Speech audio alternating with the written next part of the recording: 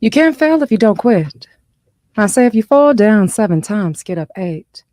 And if you can look up, you can get up.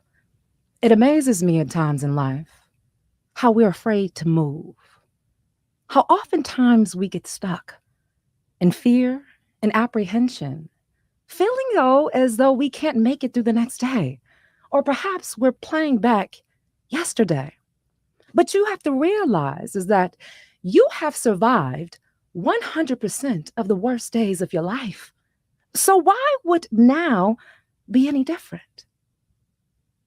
Listen, I'm just asking the question because the fact of the matter is, if you didn't make it, you wouldn't know, right? So what do you have to fear?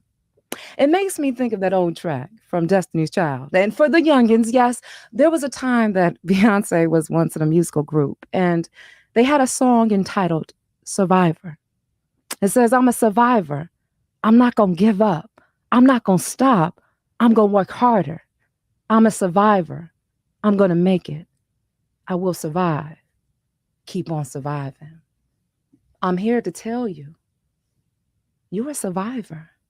I'm here to remind you, your location is not your destination. I'm here to remind you that if you fall down 7 times, get up 8. We got a lot to talk about, especially when we talk about getting great. So sit back, relax. I got some special treats for you. You know what time it is. It's that damn dawn like the break of day. Good morning, good afternoon, good evening. You are tuned in to the Vitamin D with Dawn Dai podcast, and I am your host, Dawn Dai, here to get you excited about your life so that you can live life on purpose and for a purpose. If this is your first time tuning in, welcome. Vitamin D, it's a pun of my name. My name is Dawn, and you get vitamin D from the sun, so I'm here to shed light into your life. And I do this with inspirational insights and conversations with celebrities and everyday people like you and me. Because if you want to be better and you want to do better, then you're going to have to be able to see better. So join me on this journey of living our best lives and understanding and realizing how you are your greatest asset.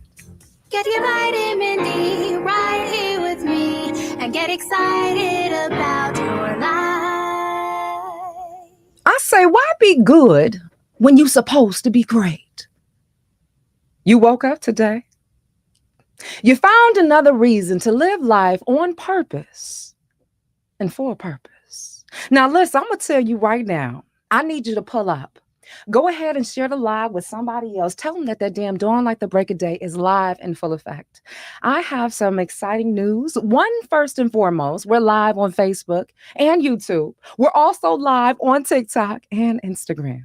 This is the first ever. These are the things that I've been talking about. You can't fail if you don't quit. And we have some very special guests. I have some appetizing stories and advice letters, and we're going to dive into an important conversation. As we know, October is Breast Cancer Awareness Month. I've shared with this on previous episodes of my podcast that my mother transitioned from stage 4 breast cancer. Well, guess what? I got a survivor in the house, a 3-time cancer survivor. So don't tell me that if you look up, you can't get up. Don't tell me that you fell down 7 times and you're not going to get up 8, because I got somebody right now, right here, backstage to tell you that the time is now to live your life. My special guests are Jan Austin as well as Shandra Fitzpatrick.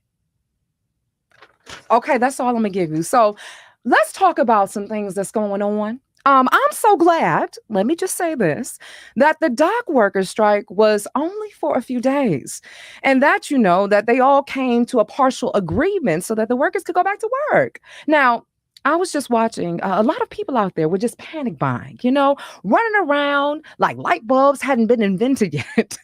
People were just grabbing up all the toilet paper off the shelves. Yeah, right. Like toilet paper is going to put out a firefighter's jacket and save you all. No. And first of all, toilet paper is made here in America. We don't get our toilet paper shipped in those containers that were sitting at the docks. And toilet paper isn't bulletproof, and it isn't fireproof. And toilet paper is just plain useless when it gets wet from water and stuff. You know what I'm talking about. But people were acting like toilet paper is somehow going to magically save them. And don't get me started. And we were even to go way back during the beginning of the pandemic. For the life of me, I still can't understand why no one could find toilet paper on the shelf. I mean, folks were acting like the toilet paper was some secret agent that they can save the world. There's an idea for a show. Okay, picture it. A government manager in a spy agency talking to the toilet paper secret agent. He'd say something like, Secret agent toilet paper, can you break into these Chinese embassies and get these secrets out to save the world? And then the toilet paper would say something like this. Can I get those secrets? Can Mariah Carey make Xmas money? Of course I can get those secrets from the embassy. Here, hold my beer. And while everybody is panic buying toilet paper, the toilet paper companies are all making a ton of money off of this. So they're not going to tell you to stop panic buying. I mean, who does that? Inside their companies, it's raining millions of dollars. And the fear, hmm, that's just food for thought. Oh, and I'm so glad that Hurricane Milton wasn't as bad as they said it was going to be. Thank God. You know, I was sitting and I was praying and I was thinking about all of you in the hurricane's path. And again, so glad that the hurricane lost power like it did. And a huge special shout out to everyone that's been affected by these awful back to back storms and huge vitamin D hug. To all of those who are volunteering and helping those in need. Okay. Thank you so very much. I want to let you know that you are appreciated.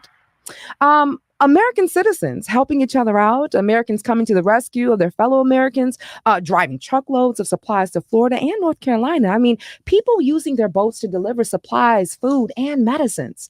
Volunteer workers from all over the country and beyond coming together and clearing the roads and helping to remove storm debris. Now, that was very cool and wonderful to see. You all are truly amazing. And thank you all a gazillion times over for everybody being so incredibly awesome and supportive in the strangest times as this. You know, we are our brothers and sisters keeper. Each one, teach one, each one, keep one, or reach one. And speaking of a time, I just want to say that I had a fun time yesterday. You may have heard me on the last episode on Thursday, how I mentioned I would be hosting a Q&A for a new film. It's entitled Photo Booth. It's a thriller. It was over off of Sunset here in Los Angeles. Yes, at the Harmony Gold Theater. It was stunning. Shout out to Isaac Taylor, who put this whole thing together and made it work. Truly proud of your efforts. And then also, remember I told you I had Coach LA, and she was promoting her event, Empower Her, Radiant Women's Wellness Day. Well, guess what? I got a whole bunch of goodies. Can I just share? If you don't mind, I want to give a shout out to Coach LA. I want to give a shout out to Pass It Forward for this great goodie bag. We had tons of amazing panel speakers. We had medical professionals. I'm talking about the chief of breast cancer surgery over at UCLA. In fact, the guests that I have today are here. So I got an awesome shirt. It's an elephant. And you know, it's just so fitting because my mom, her favorite animal was the elephant. So I got the Health is Wealth t-shirt. They also gave away these awesome fanny packs. I know. A journal. I mean, the goods can keep on going. And I don't know anybody that has an organization. And perhaps I met this awesome gentleman named JJ, and he's with Everest. He is actually the one responsible for creating these fanny packs. You see, it's the real deal. This is on my waist. And then check out this big backpack. Anyway, so that's what's going on. And because, like I said at the beginning of the show, it is Breast Cancer Awareness Month, I want to briefly share with you. Coming up, I'll have Jan Austin. She's from LA, and she works as a healthcare patient navigator in oncology at UCLA. She's worked in the healthcare industry for over 35 plus years. I also have a survivor, Shandra Fitzpatrick, from Nashville, Tennessee, then moved to Los Angeles at the age of 10. She is a 3-time breast cancer survivor and has survived with it for approximately 40 years. Are you ready to get inspired? Plus, child, I got a vitamin D advice letter. In fact, that's what delayed me because I realized I hadn't printed it out. Can I give you the subject? Subject: the double life wife. Hey, listen, I don't make it up. All I'm doing is I'm just reporting. That's all I'm doing. Okay. But I'm telling you, you are definitely in for a special treat. So now, without further ado, It's time to hear from our crazy and silly friends from over at Under the News Desk, where they hilariously report from their comedic take on the news, literally from under the desk. Because as the world spins more and more out of control, that's where they feel the safest. I'm telling you, they're stupid. Y'all ready? All right.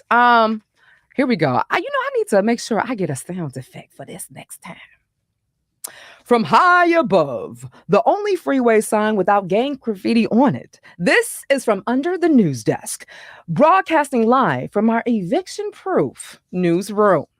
Keanu Reeves from the movie Speed is no speed racer. Actor Keanu Reeves recently made his racing debut at the Indianapolis Speedway. Unfortunately, it got really scary for the Matrix star halfway through the race. Reeves avoided hitting two cars in a tight turn that made his racing car spin out. Reeves' car slid 29 feet and onto the track's grass fields where small, fresh buds of marijuana grow wild. Ironically, this all took place right under the huge 40-foot Cheetos banner. I'm not done yet. It took a few minutes, but Reeves roared back into the Indianapolis Speedway and he came in 31st place out of 36 cars. Speedway officials said that Keanu Reeves could have finished at fifth or sixth in the race, but after leaving the grass fields, Keanu Reeves wasted about 9 minutes of valuable racing time by driving around slowly and asking all the racing fans this question. Hey, you got a paper and a lighter? Hey, you got a paper and a lighter. Excuse me, by any chance, do you have any paper and a lighter? Out of line. I know. I'm not. I'm just here to report it. Also, Disney raises the rent, and then wonders why the fans didn't win. And in more Walt Disney news. Oh, come on now! Don't boo yet. Save your boos. Wait for it. Trust us. It's so coming. Disney will once again, for the third time this year, raise the price of admissions to its theme park by more than 6%. But wait, that's not all. Disney will also super dramatically raise the price of all food and drinks inside the parks as well. So now a hamburger at Disney will cost you about $32. Yes, we know. $32. Now, when we asked the Walt Disney Company and its spokesperson, Mickey Mouse, where on earth do you get a $32 hamburger from? Well, Mickey Mouse responds, from a $2 cow. Okay. Now you guys can boo. Now, Batman's a star, and the Joker goes way too far. Fan favorite superhero Batman recently got his own star on the Hollywood Walk of Fame. Yes, with the bat signal behind him, the Dark Knight detective accepted his award to the cheers of millions of fans around the world. Now, Batman thanked Commissioner Gordon Robin and all of the payroll and royalties department employees over at Warner Brothers and DC Comics that were keeping them big fat royalty checks coming in real nice for Batman. Okay. Next up, meanwhile, at the Hall of Justice, Pfizer Pharmaceutical Companies has just now named Batman's arch enemy, the Joker, as the new CEO of Pfizer. Yes, that's right, the Joker. Pfizer spokesperson Tisha Campbell had this to say: "The Joker is an amazing CEO. Why he's into seeing millions of people being experimental drugs and then hiding behind a wall of lawyers more than we are." When asked how the Joker's first week as the new CEO of Pfizer is going, Campbell had this to say approvingly. "Oh, the Joker is a real go-getter. He went right to work. He locked himself in the main plant, and now he's making thousands of kryptonite bullets. But we don't know why." Finally, we asked Tisha Campbell, how did Pfizer come to this final decision for the Joker to be the new CEO? Campbell said this: "Well, we were really down to just two candidates to take over as the new head of Pfizer. It was really between the Joker and P. Diddy. So we went with the lesser two evils." I'm not making it up. It's on the paper. The crime cartels don't want to be in no selly cells. The new Mexican mayor of Guerrero, Mexico, Alejandro Argos, was assassinated just 6 days after taking office. Crime investigators in Mexico are putting the case of the new mayor's death together and have just found out three very big clues. The first clue: on the day of the assassination, nobody in that town went to work. Child, not even the sidewalk showed up. The second clue: the mayor's bulletproof vest went missing from the dry cleaners the night before. And the third and final clue: 2 days after he won the election, a crying janitor was scraping off Alejandro Argo's name off the glass door to his office just as Alejandro was walking in. Heroically, Argos bravely ran on the campaign promise to rid the city of crime cartels and to stop all the endless bullets. Well, we don't know about stopping all the endless bullets, but we sure do know that he stopped at least about 4 or 5 of them. And with that, Alejandro gets the Civil Rights Hero of the Week award. And also, we definitely want to send our prayers and condolences. Again, this is all from Under the News Desk. And another former child star was caught with drugs in the car.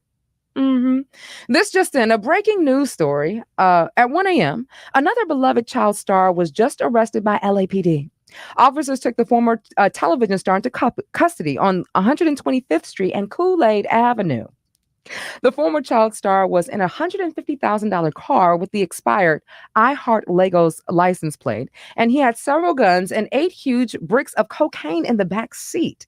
The cocaine bricks had the words P. Diddy's yard sale written on them in a red crayon. But the former child star was dressed in a red from head to toe, and had this to say in his defense: Elmo was nowhere near the crack house. Some people call Elmo Mama. Whoa. Okay. And we'll tell you, and we'll try to stay with this breaking news until we run out of baking soda and glass pipes and Muppet alibis, whichever one comes first. Dawn Dai, back to you.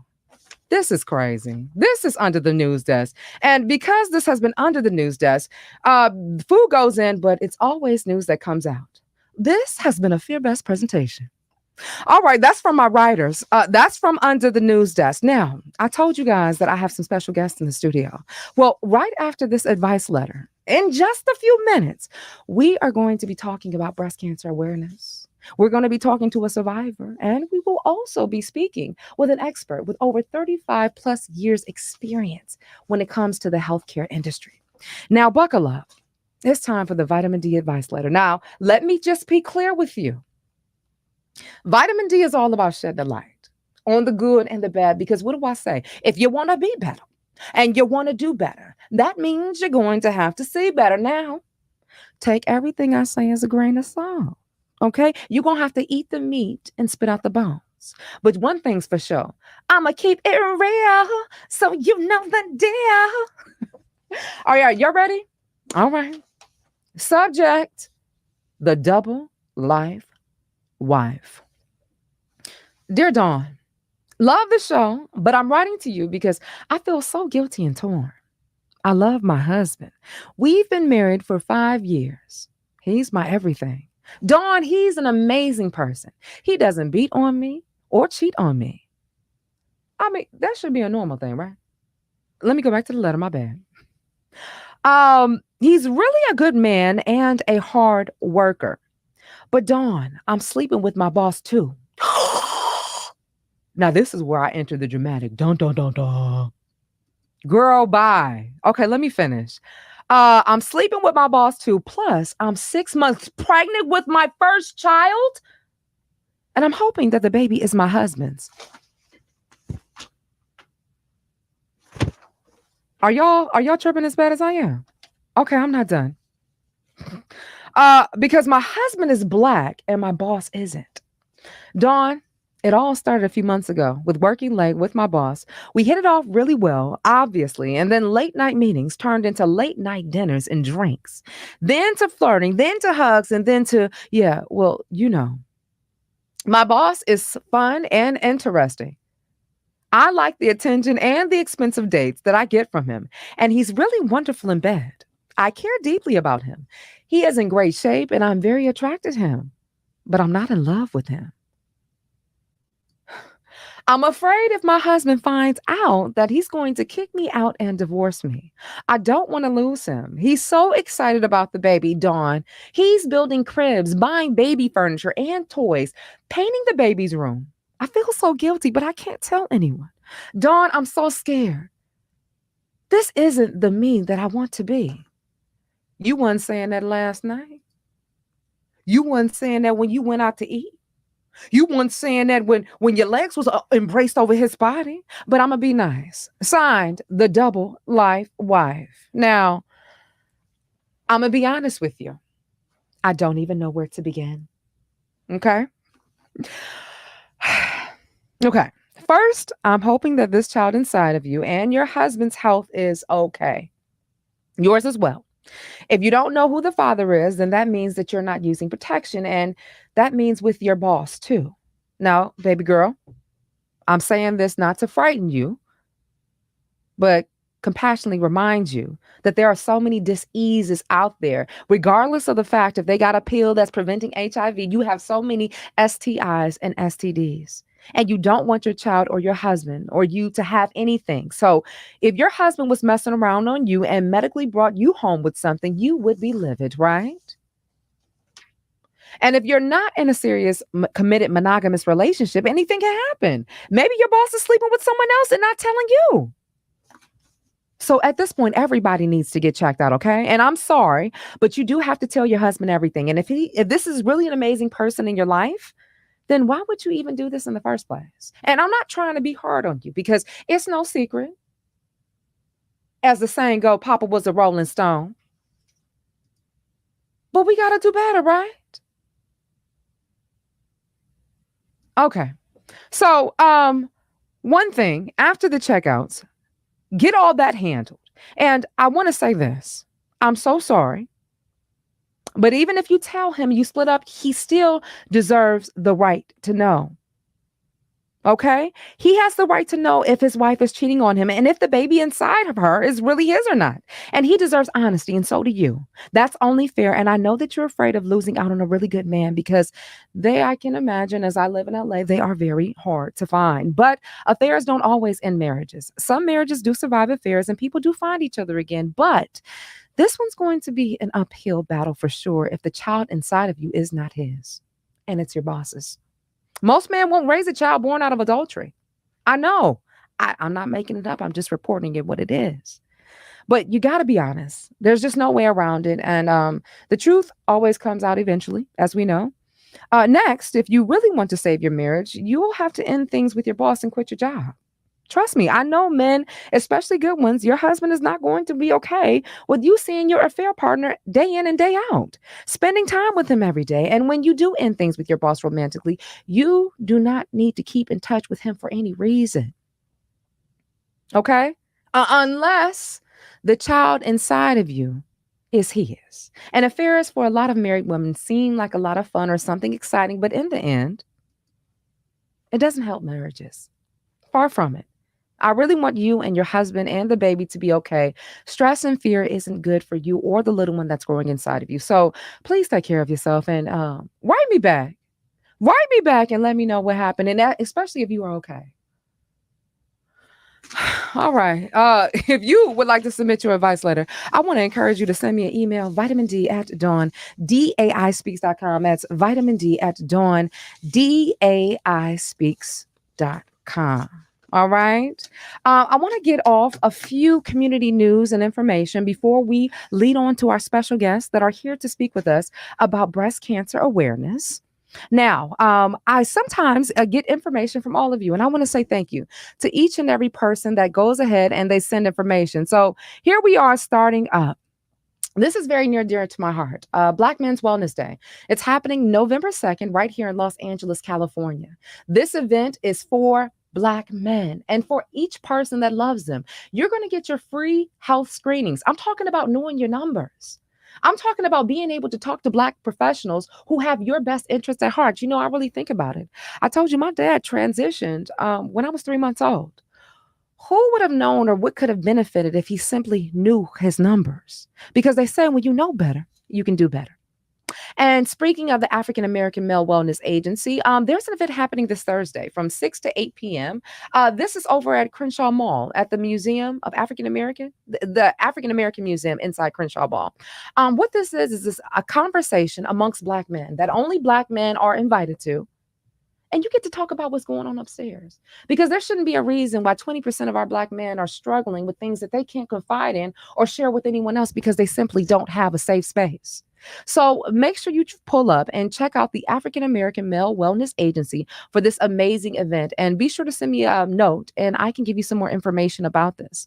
Also, I want to give a shout out to Miss Felicia. She's out here at Howard. She sent me these photos. She said, Dawn, I'm here to show up and show out. Miss Felicia also joined me at the Empower Her event that took place this past Saturday. And she sent me this picture with her and Miss Howard. And I said, it's you, you know. Also, this morning, I had a chance to meet with Miss Jacqueline. She's on the live in the chat right now. We met up for some coffee. She flew in town from Texas. And in fact, if you look at the chat, she's in here saying hello. We caught up on things, talked about radio. She said, Dawn, I'm gearing up to get some sponsorship. So that's a reminder for all of you out there. Okay. And then also, I want to let you all know that there's a food drive happening every Monday and Friday. Mondays at 1 and Friday at 11 a.m. And this is at the Praise Sanctuary. This is located off of South Vermont. The address is 10807 South Vermont Avenue. This is in Los Angeles. Now, if you know someone that can benefit from a food drive, I want you to tell them to pull up. And if you need more information, here's the number. It's 323-510-6255. Again, that's 323-510-6225, or visit them online at praisesc.org. That's praisesc.org. And anyone looking for rental assistance, I want to let you know that Sanctuary Hope is here to help. Shout out to Miss Janet. She was the executive director. I just saw her recently as well at the Bold Black LA event. But here's the thing. There's rental assistance starts here. There's just a few qualifications. You must reside in South Los Angeles, South Bay, or Antelope Valley, and at an imminent risk of losing housing or your housing insecure. Okay. So you can go ahead and apply. Check online at thesho.org. That's the sanctuaryofhope.org. Or you can go ahead and call 323-786-2413. Okay. 323-746-2413. Lastly, I want to share with you a housing experience. For those who are in transitional living, I want to let you know that Senior Pastor Nate Devon is here to help.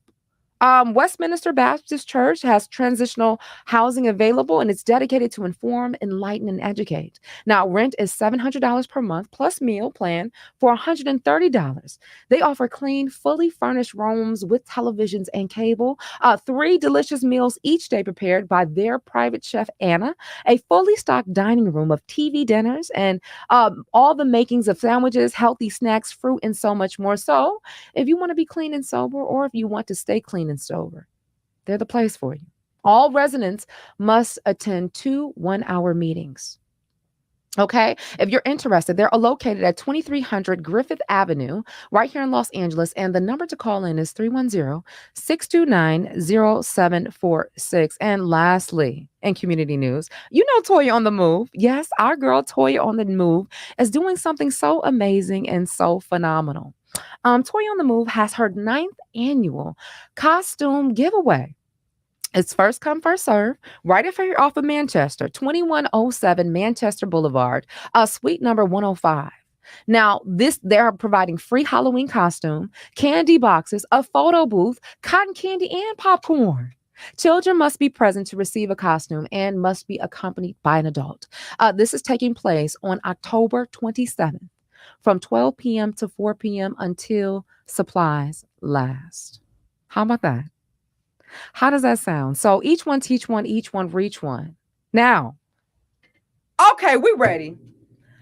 I guess Miss Jan and Miss Chandra said, Dawn, is it time for us yet?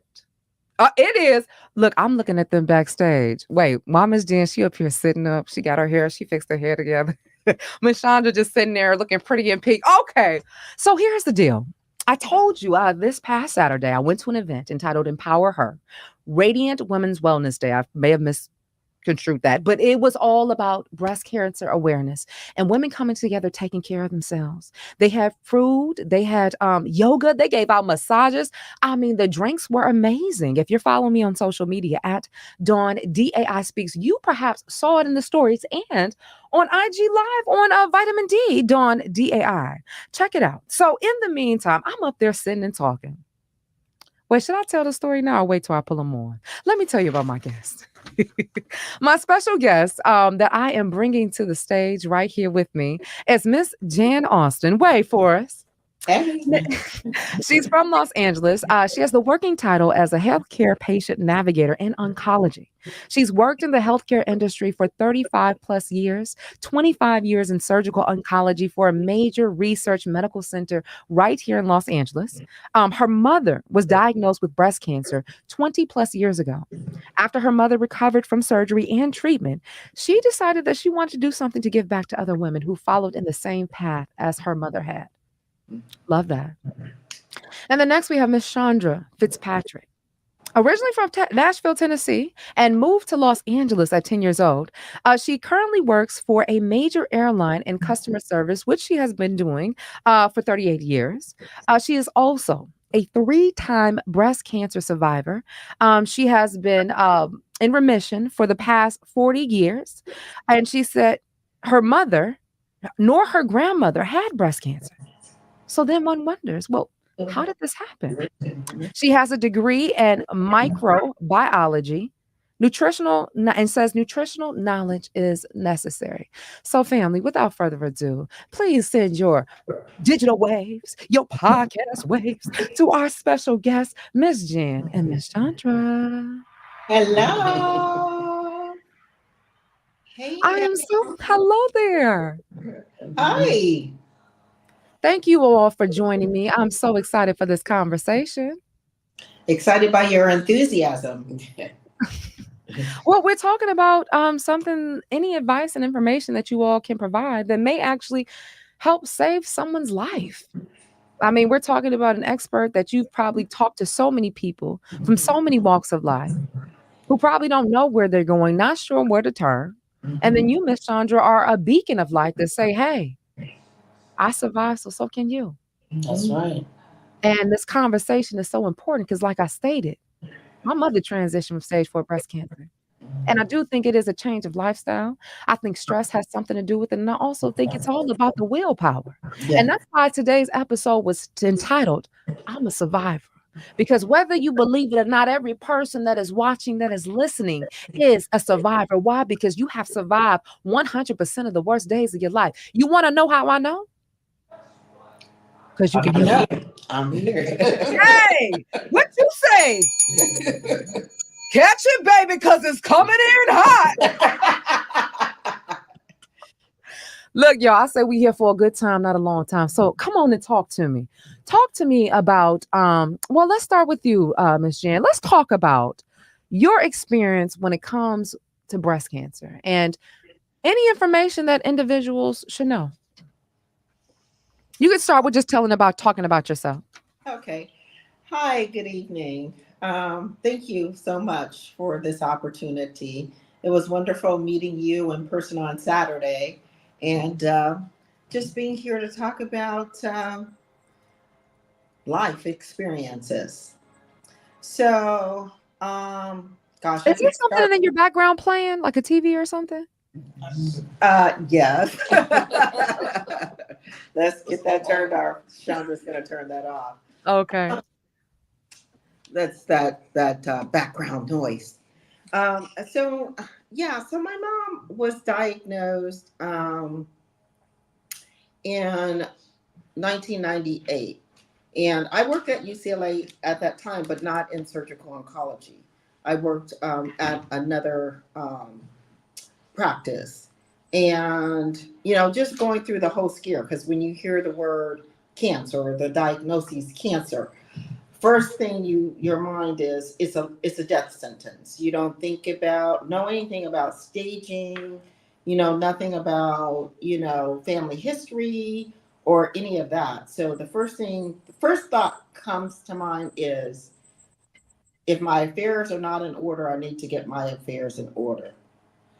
For my mom, her diagnosis was at stage one, right before, yeah, stage one. And so for her, it was the shock, of course. And then after that, being proactive with surgery, and then followed by radiation therapy and chemotherapy.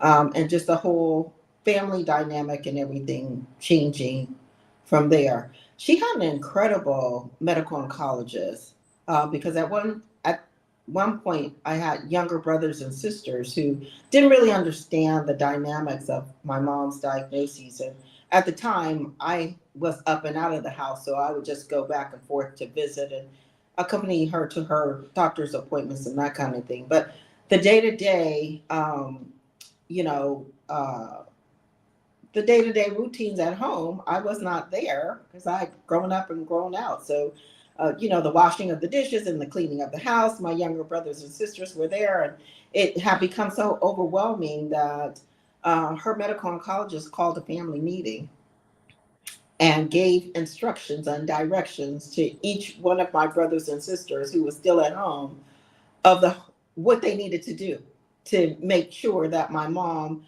was not stressed out, and also gave the Mm. directions to my dad, my bonus dad, as well.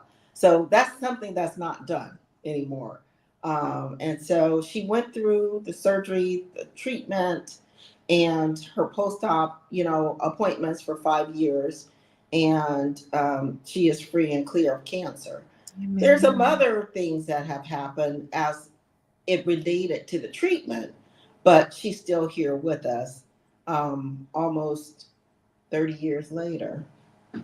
And the way that I got to meet this one, who's one of my besties right now, was basically cancer brought us together, which is strange. And I'll tell you why.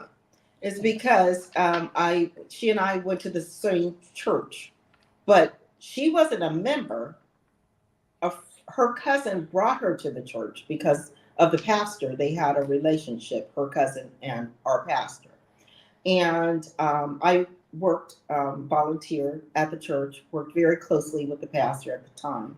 She knew that I worked in oncology. And so whenever anyone was diagnosed with any type of health concern, issue, or whatever the case may be, she would call upon me and another friend of mine who's a physician. Reason being is because we were part of the health and healing ministry in our church. And she and I co partner as co directors of that ministry. So Chandra went up after church to the pulpit to talk to the pastor and just let the pastor know that she was scheduled for surgery. I think the next day or a couple days after, 2 days after. So it was at the end of service. People were, still fellowshipping after benediction. Some people had left, and all of a sudden, from the pulpit, I heard my name, Jan. Is Jan Austin? Is Jan here? Is Jan still here? Is Jan still in the congregation? Go find Jan. Well, I was still in the congregation, closer getting ready to leave out of the door. And so, with urgency, I go up quickly to the pulpit. And the pastor said, Jan, this is Shandra Fitzpatrick. Chandra, this is Jan. I want you to connect with her. I'm assigning you, Jan, to her. I need you to follow her, get her phone number. She's going to be having surgery soon. At the time, Chandra was married, and I can remember her the pastor asking Chandra's ex-husband now, if he was going to walk with her through the process. And he said, yes. She goes, are you sure? Because this is a heck of a process that you're getting ready to walk through. If you're not ready and prepared to walk through this process with her, you step aside. We got her. We need to keep her covered. You need to keep her lifted. And if you can't do that, you step aside. We got her. So we were introduced to each other at the pulpit, and I asked her name. She gave me her name. I asked her last name. She gave me her last name. I already knew. I said, "Who's your surgeon?" She told me who her surgeon was. I looked at her. I looked at the pastor. I said, "I didn't know you in person, but I know who you are because I scheduled your surgery." Wow. And that's how we met. Yeah. That's Wow. how we met. So it was And we've been destiny. fast friends like sisters Yeah. since that Sunday. And that was when she was diagnosed at that particular time. That was her second diagnosis. Yeah. She was diagnosed again afterwards. I knew about it. I called the pastor to let her know. I called her cousin who introduced her to the church and to the pastor to let her know. I also called one of the social workers who she knew very well at UCLA and let her know. Everybody knew, everybody was in position because we knew what we had to do to bring back third diagnoses and information to her. Not over the phone, it was in person, and I was there, and I was the one to love on her and bring her that third diagnosis information. Pastor was on the phone at the time, and Pastor was on the phone at the time. Her cousin was on the phone at the time. Another cousin was on the phone at the time, Carolyn. Mm-hmm. And I was there in person, and the social worker was standing nearby, and she's waiting to go in to have the surgeon let her know, and the plastic surgeon to let her know this was her third diagnosis and what was going to have to happen from then. Again, that same conversation with her ex-husband was had by her cousin, by the pastor. Look, we getting ready to go into war. And if you are not armored and you don't have your full breastplate on, you can just walk now because we got her. And we've had her ever since. He gone. He's moved on. He moved on. Not because he wanted to, because he had to. Right.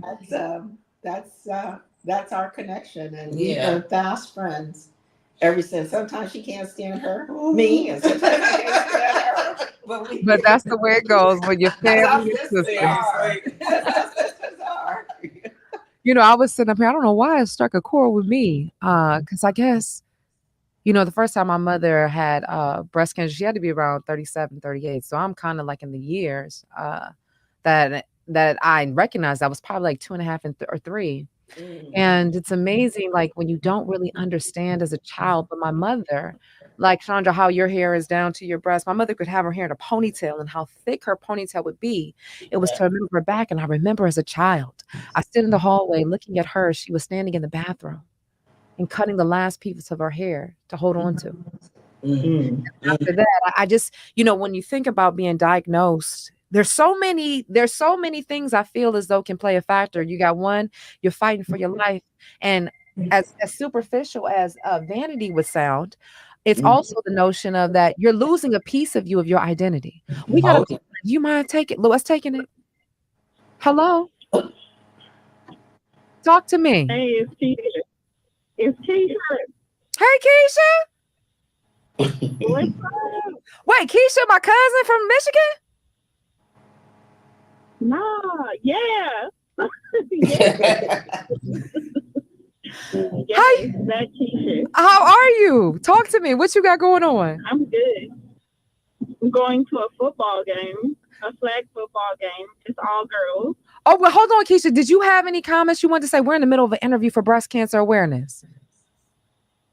Oh, my grandma had breast cancer, so I salute all the survivors. Oh, wow. Is your grandmother still with us? No, she passed away a couple years ago, but it wasn't because of breast cancer. She fought it. She beat it and won. Well, thank you for sharing that. And I'm sure, have you gotten your mammograms? Have you been tested? Yeah, I did last year. So, yeah, I had a scare, but it wasn't breast cancer. Okay. Well, I'm glad my lymph node is in the wrong place. Your lymph node is in the wrong place, and that arose an alarm. Oh wow, okay, that's something we can talk about. Jan is saying, What does that mean, Miss Jan? When your lymph nodes are swollen, that's an indication of some sort of infection. And it might not necessarily be cancer, but when you have a lymph node, the lymph node is what carries your blood from one part of your body and organ to the other. So that's like the freeway for your blood flow. So if you have an abnormal, enlarged lymph node, don't overlook it. Always seek attention. Always seek medical attention, regardless, because it could be from a cold, or it could be from the flu, or it could be from an infection, or it could be from some disease. But you won't know that until you go and have it checked out. And the thing is, what you have to always remember, you can't do anything about anything until you step out of fear and step into faith. Come on. Faith over fear. That's true. Faith over fear every time. Because the thing is, you can't do something about anything until you know what you're fighting against or what you're standing up against. You got to face it head on. Got to face it. Regardless to however it looks or however you feel about it, you got to be a warrior. Keisha, what were you going to say? Oh, I was saying that's true because, like, I was scared, but they were all like my lymph nodes.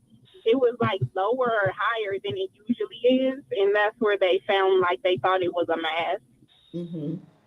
Oh wow! Well, thank you so much. Thank you so much for sharing that.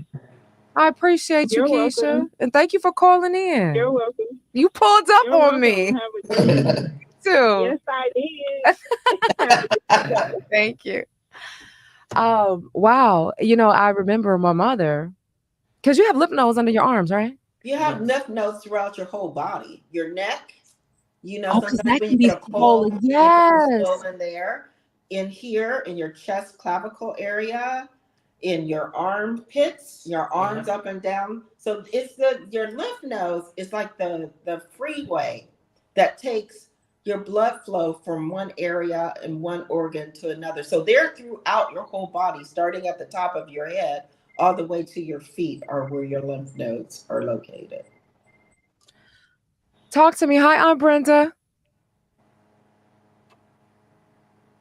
Aunt Brenda? Hello. Hello there. Yes. I'm just pulling in late, but I suffer with cluster headaches, migraine, and vertigo. And I've tried oxygen, I've tried the medication, I've tried everything. Do you have any suggestion or any type of medication? I'll be going to the neurologist in the morning. Oxygen. Are you dehydrated? Oh, no, I drink plenty of water. You do? And what about your oxygen intake? Are you getting enough oxygen? I take oxygen at the onset of a headache. Yeah. Is there any type of pill or any type of medication or something that's going to kind of control the vertigo, decrease the pain? When you feel it oncoming, it's probably better to go into a dark area. Because the cluster headaches, that kind of starts like a migraine. A lot of it is stress and environment. A cluster headache with migraine and vertigo. Yeah. A lot of it is pain. Stress, and sometimes it could be your intake, something that you're eating that you don't even know you're allergic to. I'm going to tell them about that. I have an appointment in the morning. I bring it up. Thank you so much for calling on, Brenda. I just learned something new. All right, sure, you're right. Right. Love you. God bless. Love you too. What we kind of left off that I wanted to pick back up on is the moment that you found out you had your third diagnosis, breast cancer. What stage were you in? How old are you? And how old were you? And what was going through your mind? Okay. The first time that they diagnosed me with breast cancer, I was approximately 29, 30 years old. And they said due to the size of the mass, I had that tumor for at least 5 years. What? So they said, you've had this since you were 25. And I was like, okay. So they had some pathologists come in and take samples. It's like a needle biopsy to see if it was malignant. Of course it was. And can And you just, for those who may be unfamiliar, we know we have two types of tumors. We have benign and malignant. Can you it just was share what they are, the it difference? was malignant. It was, and that's interesting that you say that too, because when they called me to give me the results, they said, you have abnormal cells. And I said, what do you mean? They said, they're malignant. I said, what do you mean? I needed to hear you have breast cancer so that I could identify with it. So, but I did not let the prognosis be my death sentence. I said, no, no can do. Anyways, so they scheduled me for, I had a lumpectomy. They took the lump out. They did surgery, then radiation, and then chemo. At 29. So that was an experience above and beyond. I was scheduled for 12 treatments of chemo. I made it to 11 because I had gotten so sick from the nausea of the chemo. Then, approximately 10 years later, I went in. Well, of course, I was going for my checkups, and the cancer came back. So, I said, okay, here we go again. So, same thing was done. That's when we met each other the second. Yeah, the second time. And it's so funny because as Jan was talking about it, I was remembering how we met in church. And the pastor introduced us, and Jan had asked me my last name, and she said, my boss is doing your surgery. I scheduled your surgery. I'm like, wow. And it was interesting because Dr. DeLeo, The plastic surgeon. When I went to see him on Tuesday, the day before you. No, so let's 2 days later. After the meeting in church. Right. Okay.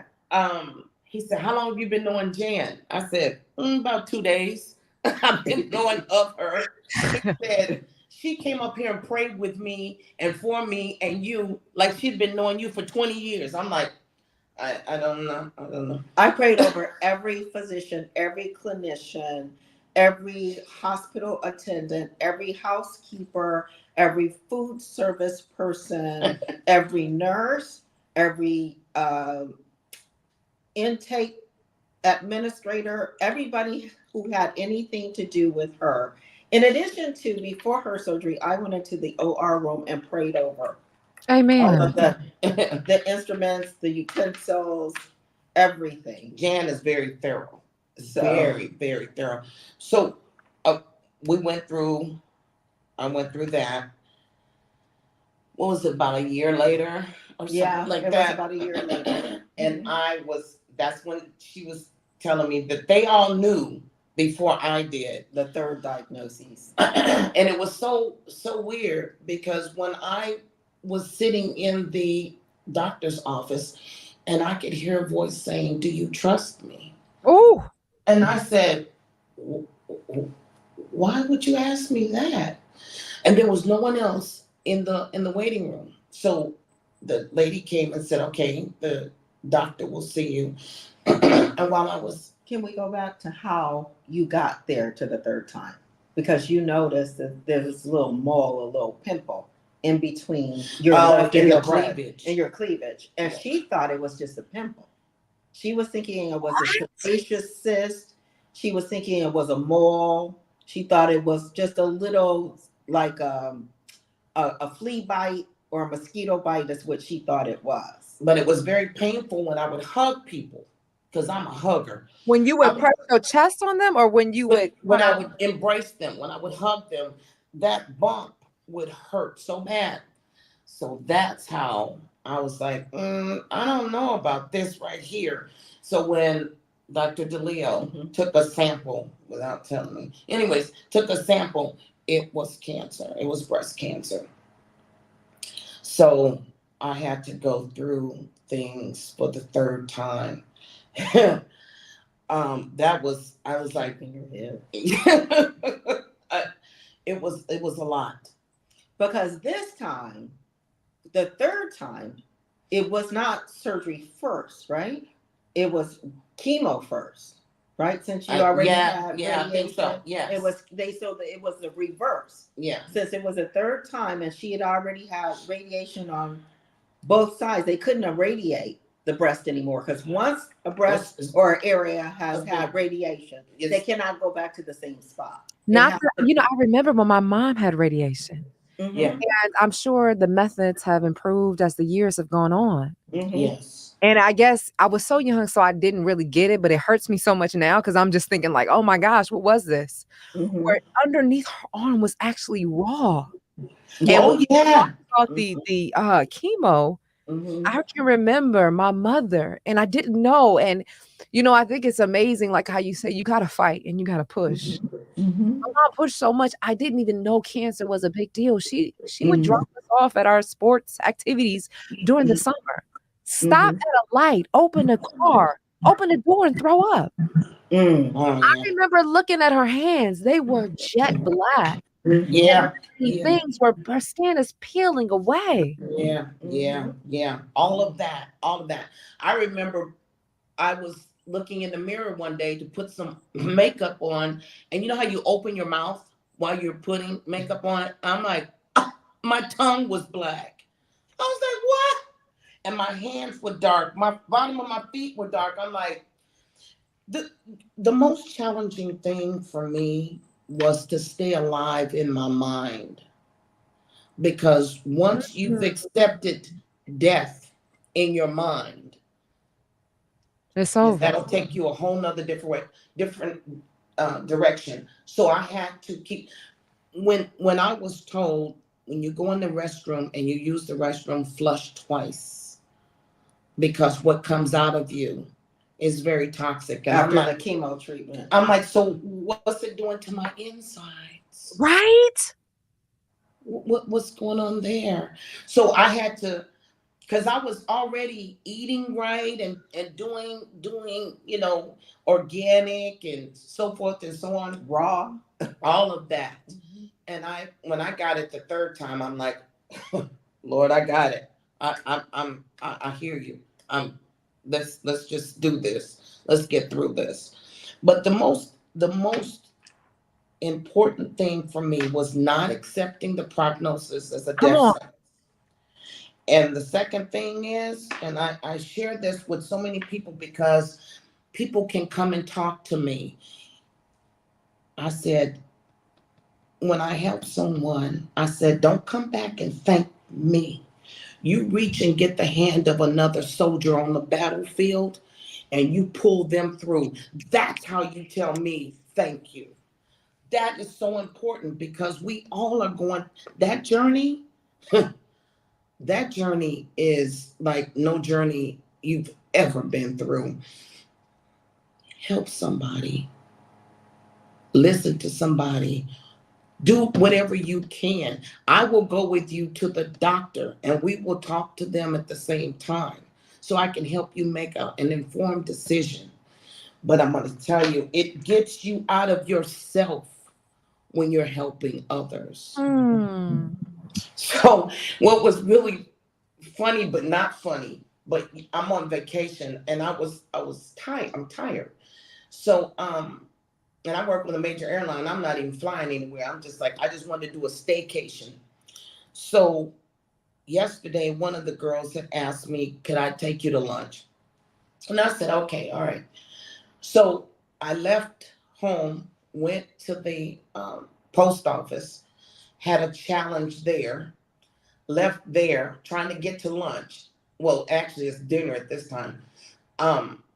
Went to a gas station, had a challenge there. Went to another gas station, had another challenge. I said, what is going on? So by this time, I'm like kind of not dealing with it so well. Jan calls.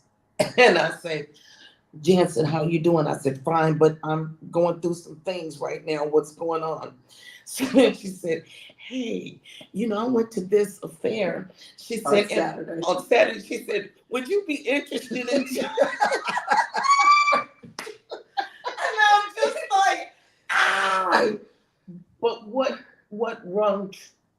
Because I did. I took a minute. She says, no, I'm going to stay in the bed all day. I'm disconnecting. I'm not answering my phone. I'm not answering my door. So don't call me. So I had to take a minute and chill before I said no. And then I remembered when I was having prayer that morning, instead of me saying and asking the Lord for this, and can you do this, and I said, Lord, what can I do for you today? Hey. I said, what can I do for you? And before I told Jan no, it came right back up. I said, I said, yeah, I'll do it. Because at first I could tell in her voice. I knew I had to tread lightly because I knew she was tired. She'd already given me the disclosure when we spoke on Saturday and Sunday. And here I am with this request when I already know she's exhausted. But I had such a day right before she called. It was right in the middle. I said, this is the way it happens. And she answers the phone. What's that? I already knew she was on one. Jan, on my phone, Jan has her own ringtone. So I already knew who it was. But yeah. So I said, well, I'm glad you said yes. I'm glad. Look, I'm not gonna ever not be there for someone, because you never know when you're gonna say something that'll help that person get through their trial. And I want to always be there for that. But I gotta ask you this. Okay. Why did you keep on fighting? Why didn't you get tired? What made you hold on? Who did you hold on for? I just refused to accept the fact that I'm a fighter. When they said, okay, you've got cancer, I said, I cried for like 45 minutes. I said, cancer messed with the wrong one. I said, we're not doing this. We're not doing this. I said, Lord, gotta help me. I'm not accepting that. And that day I went and started getting vegetables and juice. I got active in my own. Yeah. Now there was something that you guys had shared, especially when you met at the church, about how you don't want to be stressed out. How does stress play a factor when it comes to dealing with cancer? Huge. Yeah. Huge. Huge. Someone once told me, I shared this. I'm one of those individuals. You go to the game shows. Oftentimes I get picked to go on there. And then just have to win games at times. So we were traveling back to the headquarters of where the studio lot at the main office, and I was sitting next to a nurse. And for some reason, we got on a discussion about health and the main cause why people are dying. And the first thing I said, well, cancer. I'm just thinking about how so many people pop up with cancer. My mom transitioned for cancer. You hear cancer, cancer, cancer. And she said, no, the number one killer is stress. Yeah. Stress. And then second behind that is environment. Because if you're in an environment that's toxic, that brings about stress. If you're in an environment that is, if you are in a food desert, that brings about stress. If you are a half a paycheck away from paying your bills and your kids need whatever, that brings about stress. If you're in a job or career that you hate, but you're stuck in it because you got to pay the bills and your family's dependent on you, that brings about stress. Getting on the slow 05 every morning, aka 405, or the 5150, the 101, it brings about stress. You know, everything brings about stress. So whatever you can do, and a lot of times we go about life thinking we got it. We can handle it. We got it. Pile it on. We got it. We got it until we don't. Until we are stopped in our tracks and can't move left, right, forward, or backwards. We just stuck. Yeah. And then also exercise has a lot to do with it, the lack thereof. And what you put in, you get out. Shit in, shit out. You talk about the Doritos and the Cheetos earlier with all those food color dyes and the Coca-Colas and all of that. What you put in, you get out. If you think about it, next time you go to a convenience store, 7-Eleven or Circle K or one of those, I don't know if you've ever taken time to look at, you know how like when you go and you want to get something to drink and you make a decision that if you want a soft drink or if you want a bottle of water or coconut water, whatever the case may be. 9 times out of 10, that coconut water, coconut water, regular water, or kombucha is going to cost almost double what a Coca-Cola or a 7-Up would cost you. You could get a big liter of 7-Up on sale for 99 cents, but try to get a gallon of water and see what the price difference is. It's because that water is what's going to help you to get all the toxins out. It's going to help to open up your arteries and your ligaments and your vessels and all that. The only thing that Coke is going to do is clog things up. So it's all in the choices that we make. And let me say this, not to cut you off. When I used to hear survivors say cancer was one of the best things that happened to me, and I was looking at them like, what? Yeah. They said, well, cancer was one of the best things that happened to me. And I didn't understand it. I'm like, what are they talking about? What happened for me was that I changed everything in my life. I changed, like Jan was talking about, nutrition. I changed nutrition.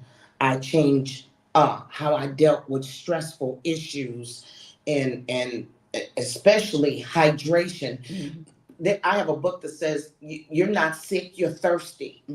And you'd be surprised what just water will do for you. And I didn't drink it. I didn't drink water. And I did things for me that gave me peace. And I do that now. I have a little list here. And I have it in the bathroom. It says life rules: trust God, spiritual time, exercise, healthy food, clean water, fresh air, and rest. That's what I wrote up when I was going through. And that was another thing too. I was at the airport, and I think this was the second time. I forget which time I was going through it. But anyways, it was the second or third. And this man needed help, and he didn't speak English. And I ran around, and I found someone. I said, habla español. So I got someone. I said, tell him to sit right here, and I'm going to take care of him, but he's got to stay there and wait for me.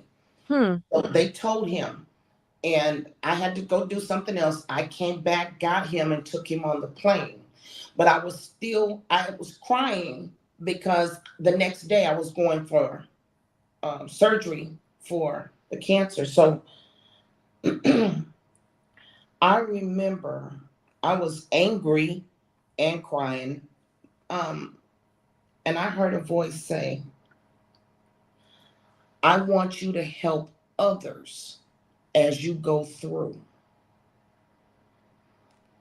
And it didn't hit me until about 2 or 3 days later.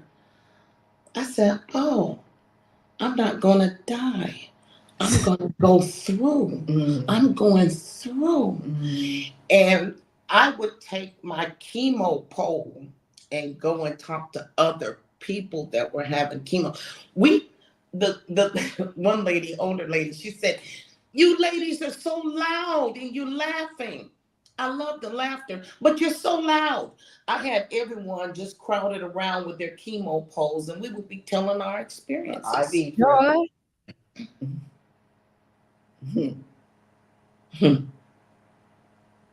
Yeah. I always say we're here for a good time, not a long time. So you Yeah. got to count. And you make it count by living your life on purpose and for a purpose. And when you say, hey, Dawn, I realize I'm going to get through, you decided to lift while you crying. And I think oftentimes we get so focused on self. But like you said, you found a moment where you were thinking about others because we can go fast alone, but we know that we can go further together. Absolutely. Because it's somebody that's looking for the answers that you got. You're Somebody absolutely is right. going through the experience that you had experienced. Yes. Why wouldn't I give you the blueprint? Why wouldn't I give you the information? If I know how unhappy, how much pain I am in, why would I even want that for someone else? Exactly. But oftentimes I feel like what the problem is, or what becomes the issue, is that oftentimes we don't have the resources, or perhaps we don't know what or where the resources exist.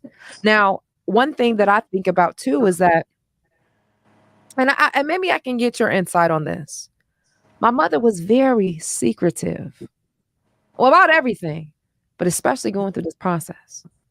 Now it's like on one end, well, mama, why are you hiding? Why aren't you telling somebody so somebody can help?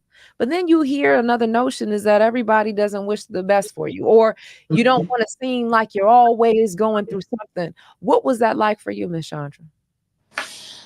That's fun. While you're talking, I'm just remembering what I went through when I was going through, and that's true. People don't always want the best for you, but for me, like I said, I know that if I share my story with you, that it may not even be, I'm talking about cancer, but there may be something in my story that'll help you with stress, that will help you with nutrition, that will help you with hydration, that will help you with resting, or even just talking, even just helping somebody Hey, else get out of yourself. So I'm going to talk about it. I'm going to talk about it. I want to share that because I don't know what part of my journey is for you. and they say the journey is the experience, and the experience is the journey. Mhm. Life is his greatest teacher because first you take the test, and then you learn the lesson. I remember I was so angry. I was like, Lord, I'm Mm. eating pretty decent. I said, who is going to listen to me when I talk about cancer? I said, they're not going to listen to me. It was just the opposite. When I go in the store, because if I'm in some store and I'm like, where's the Rejuvelac? Which is a fermented, it's a fermented berry liquid that's really really good for you. And they're like, well, we don't have that. I said, I'm a 3-time cancer survivor. That's really good for you. They turn around and next week I go back, they got it. What? Yeah. And then what you'll see people saying, did she say she was 3 times? Well, can I speak to her? So it turned all the way around from me saying, nobody's gonna listen to me after being there 3 times, to everyone. Tell her about your experience on Saturday. Which Or one? was it Saturday or Sunday? Which? When they called you and had you come to. Oh, yeah. Again, because I'm on vacation. Um, One of the girls at work called and I looked at the phone. I was like, So I said, hey, what's going on? She said, not too much, Miss Chandra, you busy? I said, no. How you doing? She said, fine. She said, would you be our guest at the SoFi Stadium? We want in the VIP box, we want to do an interview with survivors. And I was like, okay. That's when I get quiet, get peaceful for a minute. I said, yeah, okay, I'll do that. I haven't been, I can walk to SoFi. I haven't been there. So, anyways, I go over there and what an experience. I get there and they not only is it the VIP suite, it's the owner's box, but it was really nice. Even at halftime, So you went to it was an actual football game. It was an actual football game, and I was like, everything looks so clear. They said, because you're not that far away. I said, oh, okay. So, and they're like, whatever you want to eat, we've got it. Whatever you want to drink, we've got it. Everything you want is here. And here's a bag for you coming with all like your breast cancer inside. It was really nice, really, really nice. All I had planned to do was to lay in bed, watch TV, or read a book, anyways. And then halftime.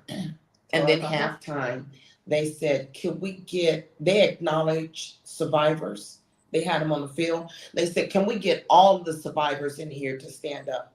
Well, they had an actor and his wife was there. And she was celebrating right in front of me, celebrating 3 years of surviving cancer. Wow. And they had told them to come and say something to me. I'm like, I should be saying something to them.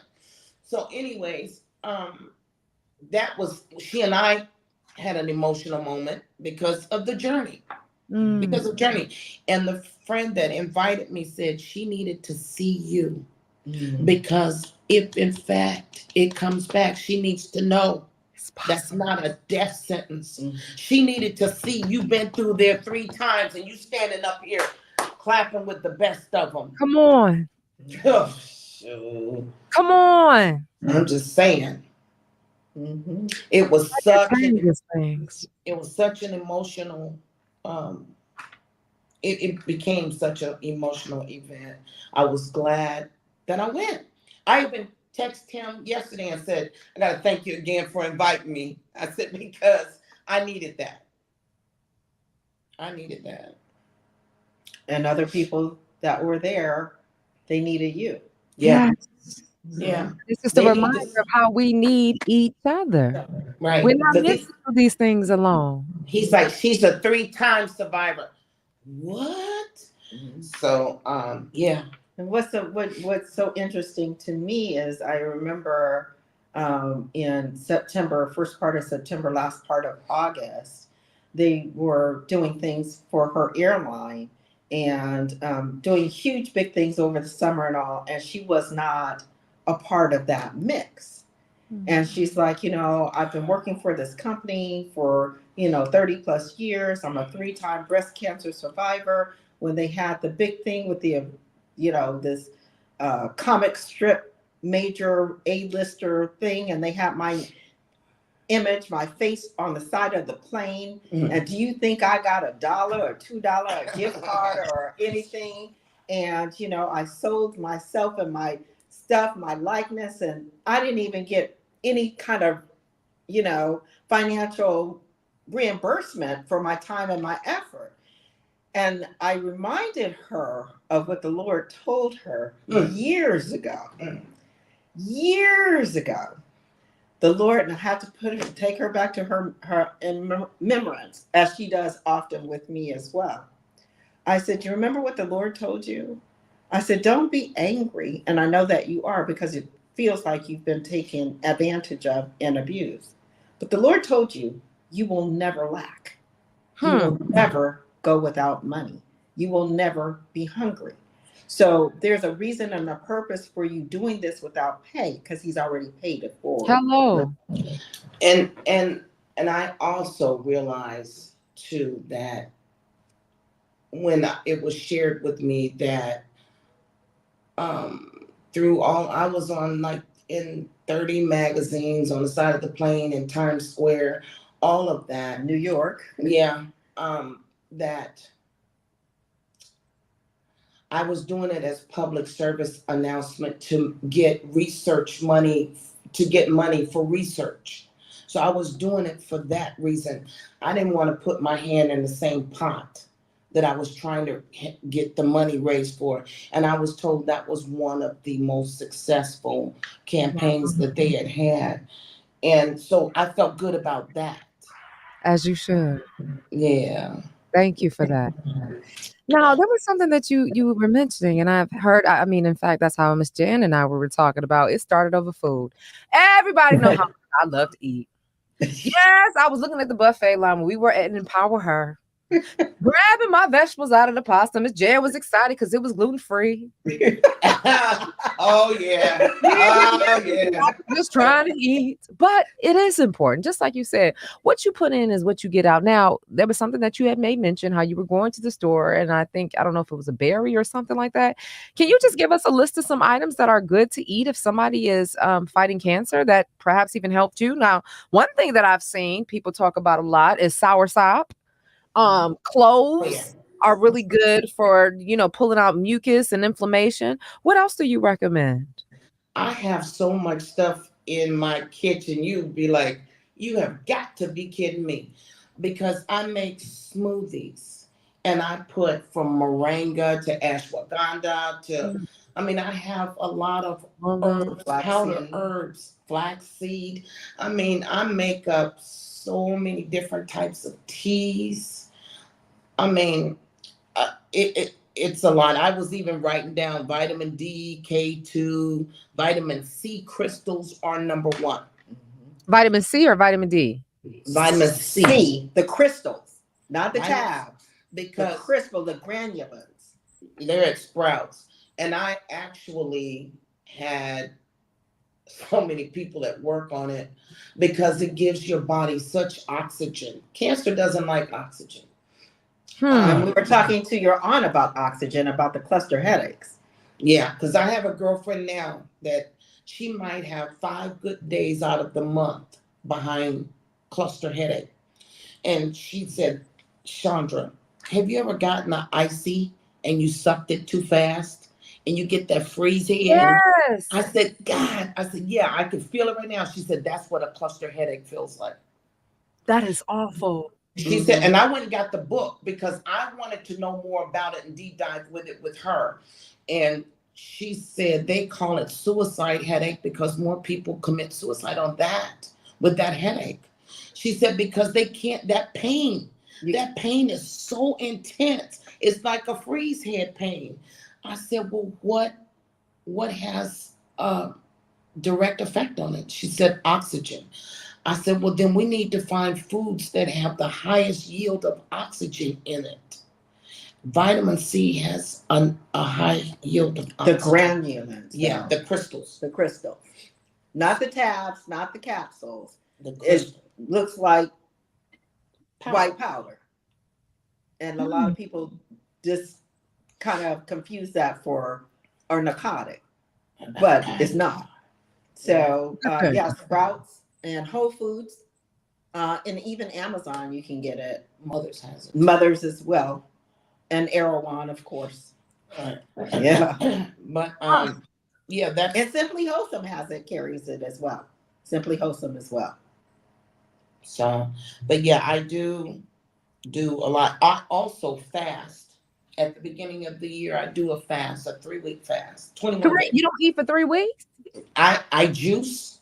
I juice in the morning, apples and ginger. I juice in the evening with all the vegetables. I do my fruits in the morning because that has sugar in it, natural sugars, and that gives me energy. And then in the afternoon, evening, which I'm usually asleep by 5 every day anyways, but I do the kale, the spinach, the celery, the ginger, garlic, all of that. Beets and the beet leaves. That's very important. And I juice that in the evenings, and that's what I do. Plenty of water. and she's offline for the 21 days. Yeah. No social media, no phone calls, no chit chat. It's No, prayer. nothing. Nothing but prayer and fasting. It's working and sleeping. yeah. And she tries to make sure she takes off in as much as she can the first week or two into her fast. Because understandably, you have to change everything, and people have a tendency to be an irritant, of course, during that time because you are Already on nerves edge. You want to can't have it. Yeah. The first week, I'd stay home. I stay in the house, but it restores, revives, and gets you ready for the new year. And I need to get centered. Yeah. I've heard that of how people, you'd be surprised that fasting will help eliminate kind of diseases because now your body is focused on what is this foreign object. And when you think about all this food and stuff that we're eating, it's trying to figure out and combat that rather than combating what's naturally in the body. And now, you're absolutely right. You're absolutely right.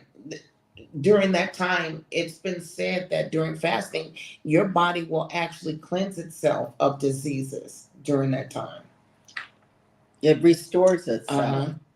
And then too, with cancer, what we didn't talk about is the number one thing that it craves is sugar. And I don't want to get into the chemistry of it all, but the chemical composition of vitamin C is similar to that of glucose, except for it has an oxygen on the ring.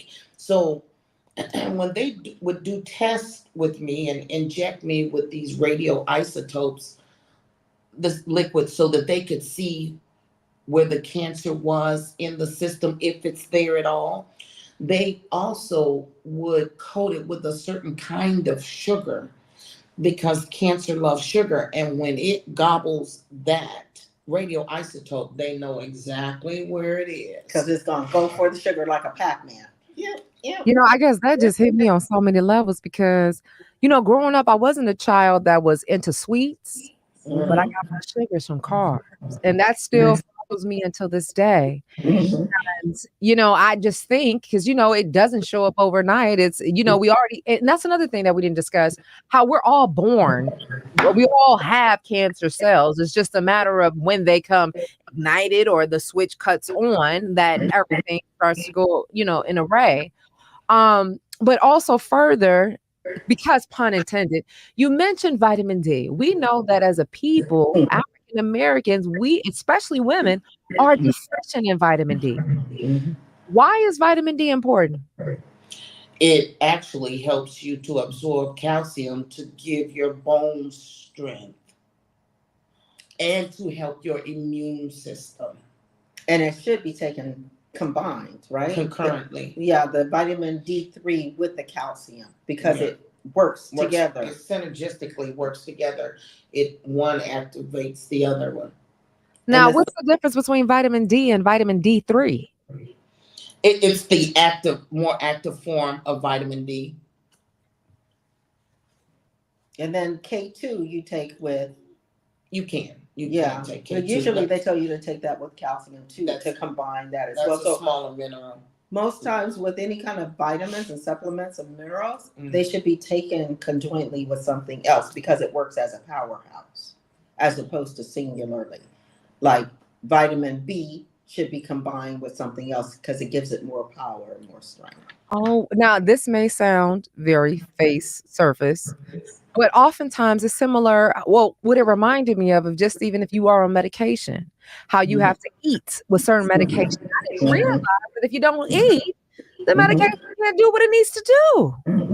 And it's going to eat. And most times it's going to eat the lining of your stomach. And that's how you get sick afterwards because it needs to eat. So if it doesn't have the food, it's going to go to a source, which is in your gut, and it's going to eat your gut. And then you feel nauseous and you want to throw up because this medication, because you didn't have food on it to eat on. Yeah. I didn't realize that. I've done that with vitamins. Yeah. I experienced that too. Yeah. There's this It's really gentleman, hard. his name is Mr. Lee, I like to call him, like, something I wanna make sure I up-level the conversation when it comes down to fibroids. Um, Mhm. but I had taken so many herbs, so when you said ashwagandha, mullein leaf, how important turmeric is, the vitamin D3, taking the iron, um, Mhm. so much, Keratone or something like that. Mhm. Um, I realized that if I just had a smoothie and I'm taking all of these vitamins and herbs, I got nauseous, I got sick, but didn't realize that Dawn is eating in the lining of your stomach. Mhm. But guess what? The more you know, Mhm. you're able to grow. Mhm. And that's what I want people to do when they're listening to this conversation. Now, as we're talking about nutrition and what we're putting in our body, what is, other than sugar, we identify that, what other kind of foods are just like a no, as a people, we need to step back from? Fried. Like, No french fries, stir no fried chips, and no laid to the tortillas. side. And those um, inflammation builders, chips, bread, chips, anything white, really. The white flour, the white potato, the anything white, the white rice, because there's no nutritional value. It fills you up, but it's just like coffee. It takes you up and then slams you down, and it doesn't hold. Unlike, there are other choices with potatoes. There's yams, and there's sweet potatoes, and there's Japanese potatoes. And some of those potatoes, even like the purple potatoes, are so sweet, like dessert. You don't need to have And they're very actual, good for you. and they're very, very good for you. They're very filling. They have a lot of fiber and a lot of vitamins and minerals. And that sugar taste, that sugar rush you get at 3 o'clock. If you have just a half or a fourth of that purple Japanese potato, Mhm. baked, and you don't have to put no butter or nothing on it, just scoop it out and eat it, and that sugar rush that you're trying to fulfill will be cured, in addition to the other vitamins and supplements and fiber that come along from eating the Japanese potato you'll get. So it's choices. Yeah. And speaking of choices, what are the choices that individuals need to make when it comes to finding a doctor and who to ask questions? Where do you start? Is it important? Did you guys feel it's important to have a Black doctor going through your process, or, that you've worked with? Who do you ask the question to? Is the doctor the right appropriate person? And I want to open that up to anybody that's watching. This is your moment now to call in with any questions in regards to dealing with breast cancer, or those who have been afflicted by it. What about finding the doctors? Well, the first thing, it depends on what first and foremost And is somebody says, is wheat flour good? that's gluten. For me, it's like a life sentence for me. I can't do gluten at all. No type of gluten, and gluten is wheat flour, wheat, rye, barley, and spelt spelt is gluten. And for me, it works as um, like a bullet to my system. Oh, Uh, wow. um, doctors, Yes. Before we finding have the right doctors. First of all, it really depends on your insurance. I was about to say, when That's you start number with your one. You insurance, have to go. start with your insurance. Well, what if you Because don't have insurance? then you have to have insurance in the state of California. By law, you're supposed to have insurance, or Right, else you'll be Obamacare at penalized. least, right. So Obamacare was here trying to name something else or whatever. If you don't have insurance, you're penalized, first of all. So that's the first step, is insurance, to have the proper medical insurance, because you cannot pay for these visits out of pocket. It's a specialized specialty appointment, um, medical care. It's not general. It's not done by your general practitioner. It's a specialist. And when you get to a specialized area of anything, be it finance, be it food, be it whatever, if you're going to a specialist, that's going to cost you more, because that's their focus. That's all they operate in, is that one particular modality. Medical modality, financial modality, food modality. That is their focus, and that is what they look at. And so, number one is insurance. Then, once you have your insurance, be it a PPO where you can go wherever you want to go, or an HMO where you have to get an authorization to go wherever you want to go. And it has to be approved, and you have to then be an advocate, regardless if it's a PPO insurance or an HMO insurance. You got to make sure that you're an advocate for yourself and that you partner with somebody who can be an advocate for you. So, again, it's like those people that talk about in the grocery store. I'm a 3-time breast cancer survivor, and you're listening, and you've just been diagnosed with cancer, or your sister or your mother, whatever. That's when you lean in and say, hey, my sister was diagnosed with cancer. I don't know what to do. She doesn't know what to do. What do we do? What can you tell us? So that you're an advocate, somebody who's been through, Got you. walked through the trenches, who's walked through the path. Because you can talk about to a doctor, or you can talk to a nutritionist, whatever, but they don't have that personal experience. They're treating, they're diagnosing, they're doing the surgery. So it becomes sort of like a robotic kind of thing. Just like any job you do. You as with your podcast, I wouldn't know the first thing to do. Just like you tried to help us get on when we first even called in. That was, because we're not technically, we are technically We look like Laurel and Hardy. For real, So it depends on where your strengths are. That's not our strength. That's where you are. So if we were to start a podcast right now, we'd have to go to the We'd be leaning on you. We'd be leaning on you. We'd be calling this number. Okay, right. Like, how you push that? Where you go to that?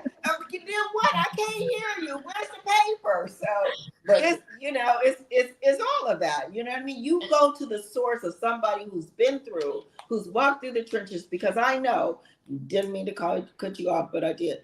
When you first started with your podcast, I'm sure that microphone and all of that, you didn't know which microphone to get. I was in the bed underneath a comforter with a USB mic, just so I get it.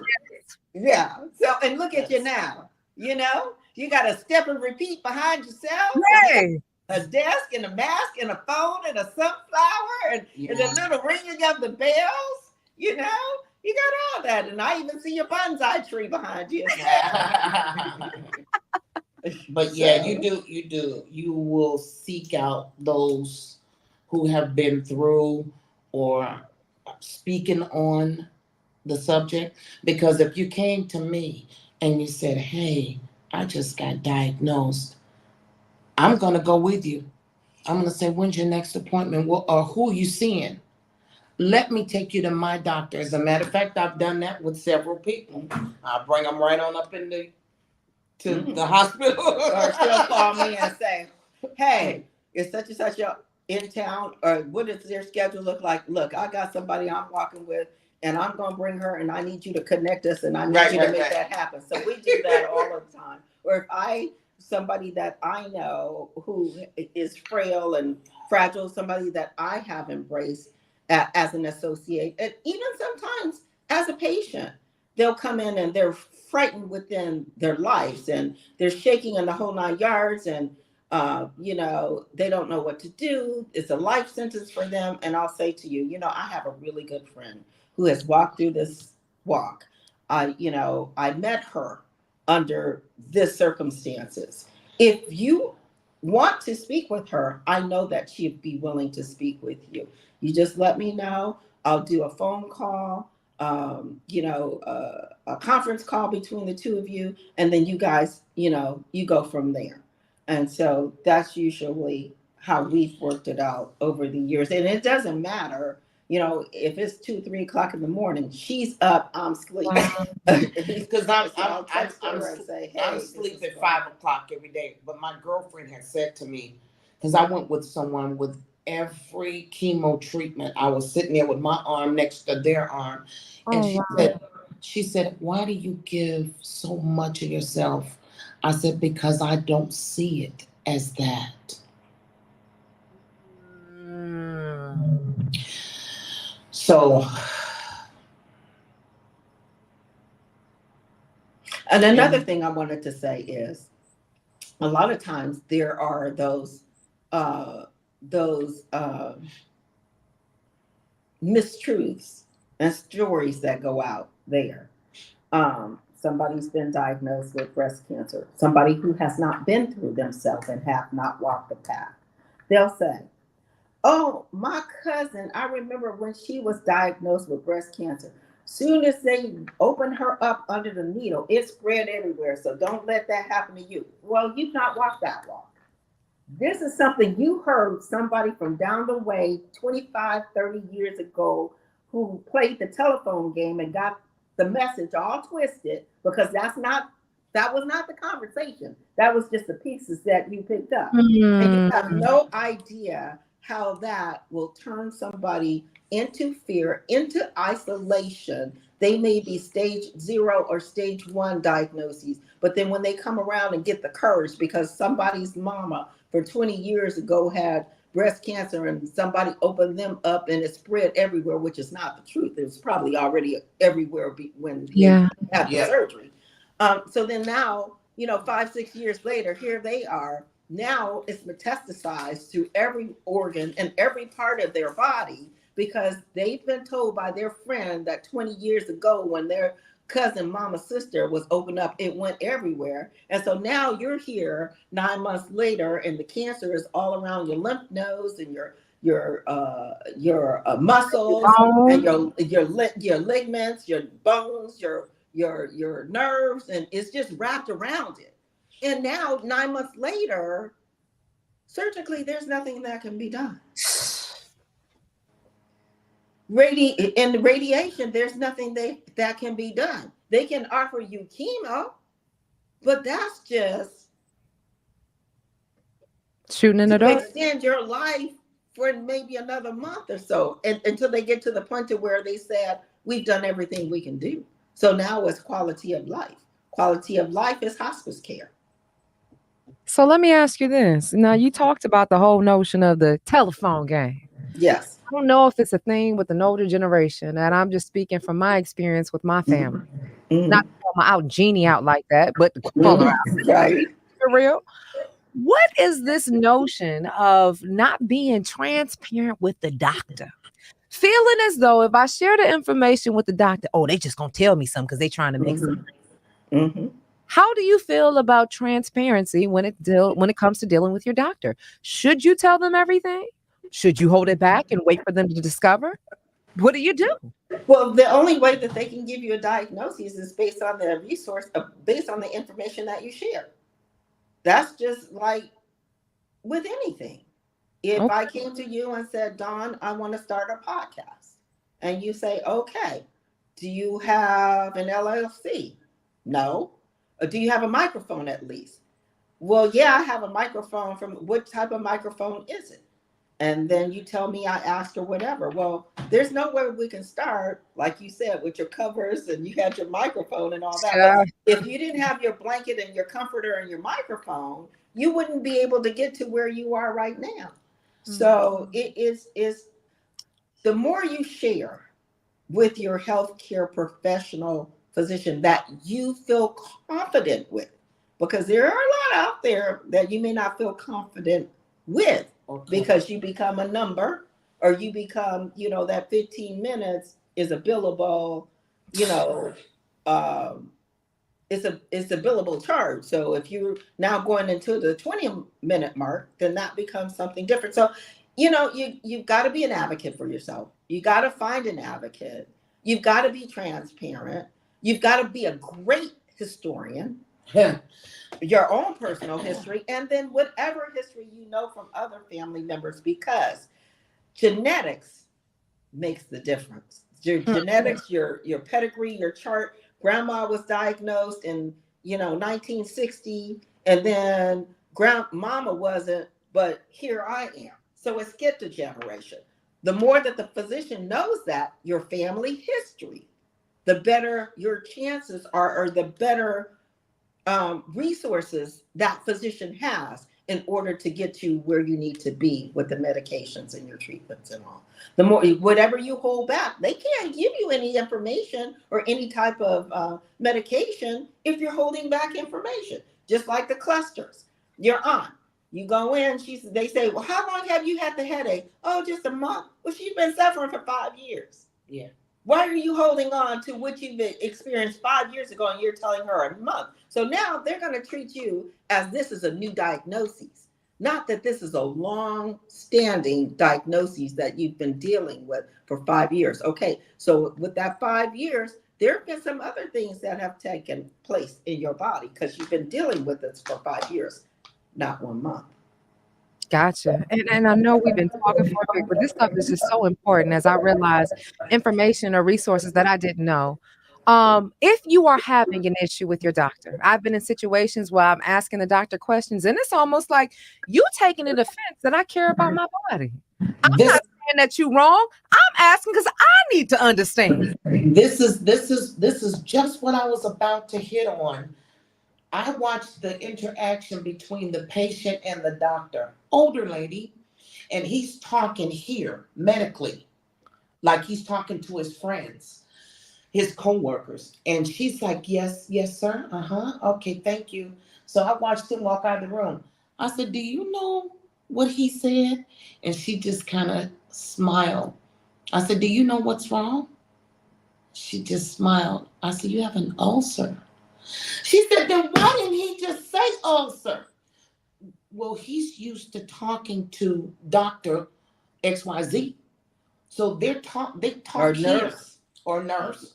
And I say, because it's my thing, I'll listen to him and I'm like, sir, with all due respect, they know me now. They're like, Chandra, if you say it with all due respect, everything's about to hit the fan.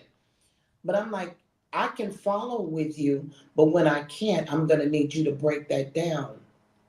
Oh, wow. When I had cancer the first time, I was there are certain markers on estrogen receptor site positive, estrogen receptor site negative.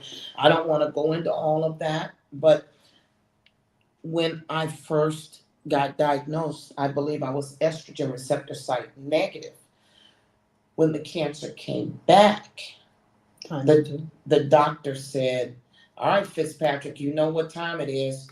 You know, we're gonna do this. I said, okay. He said it's estrogen receptor site positive. I said, huh. He said, why'd you say that? I said, because the first cancer was negative. He said, are you sure? I said, go check it.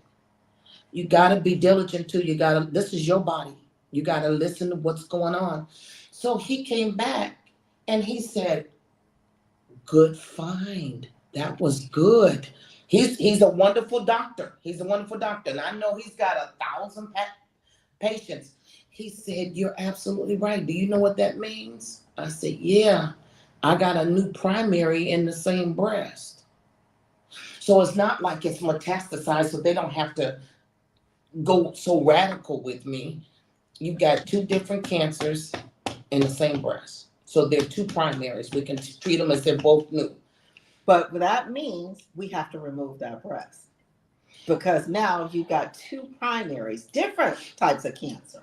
Breast, but different types of cancer. So now we cannot treat that breast since it's different types of cancer in two different locations. We have to eradicate it. So I wonder if that happened with my mom because she had a lipectomy. Did I say that right? Lumpectomy. And then what is the myomectomy? Why is that term? Myomectomy is to reduce the size of your breast. So that is that's something you choose to do. Because if you have big breasts and they're too heavy or whatever, myomectomy smallens the breast. Okay, it's nothing to do with cancer. It's aesthetics. Myomectomy is aesthetics. Okay. And so mastectomy is my mother had that. Based on cancer or family history of cancer. Mastectomy. Mastectomy means to remove, to eradicate. Take out the breast tissue. The breast tissue. Yeah, exactly. And so you can either do it done in order to lessen your chances of it coming back, right? I believe Angelina Jolie did that. Yeah, I have found that when Angelina Jolie was high risk. She didn't have cancer. It was her family. Right, as a prevention, yeah. So it was prevention, but it doesn't mean that it doesn't mean that she can't be diagnosed with breast cancer because she took away the breast tissue. And that's what a lot of these celebrities, because they have family history, they don't themselves have breast cancer. They come around this time of year or whatever, the big high. I had a mastectomy because I was at high risk, or I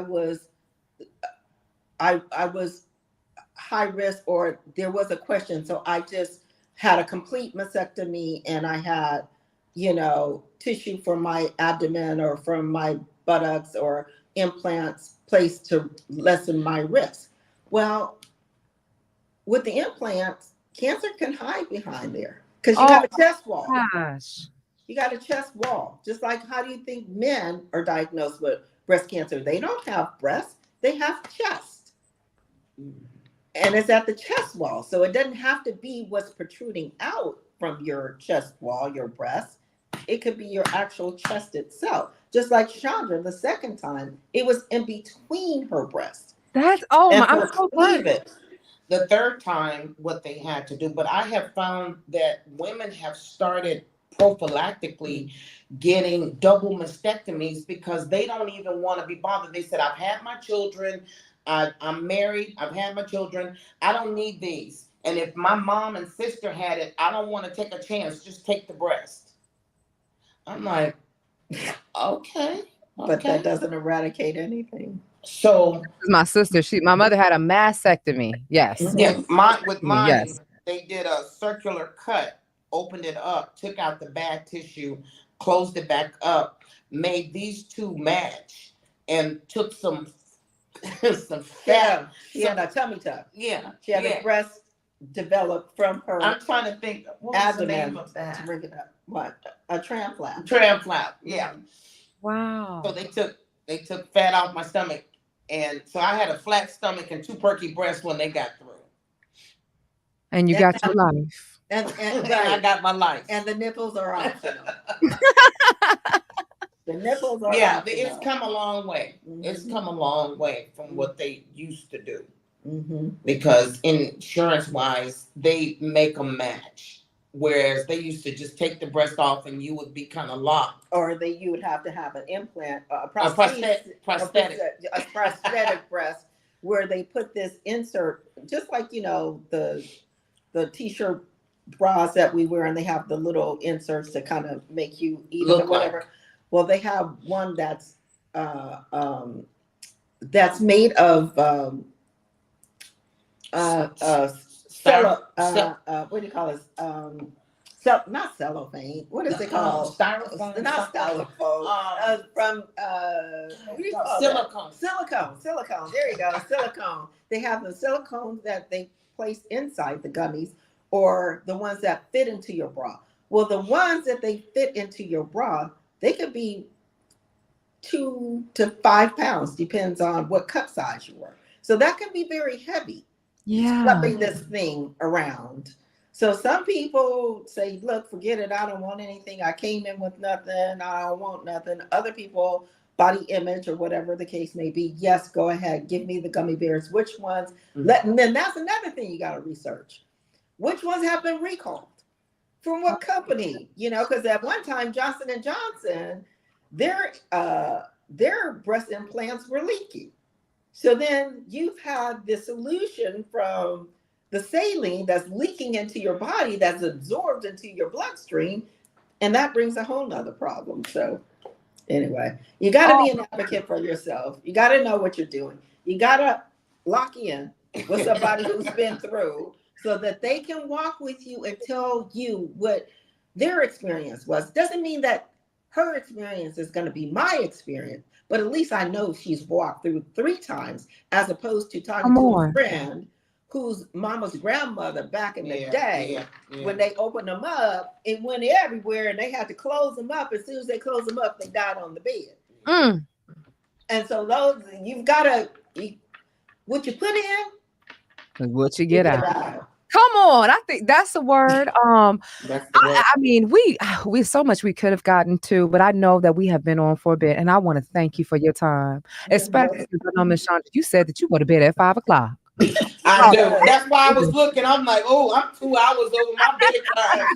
She goes to bed at 5 because she's up at 1, like it's 7 o'clock in the morning. Oh my God! When I was hosting the FM dial front page, a lot of my listeners will be up and perky at 2 o'clock in the morning. I said, "What are you doing? What is going on?" I have to be at work early, so I'm always up.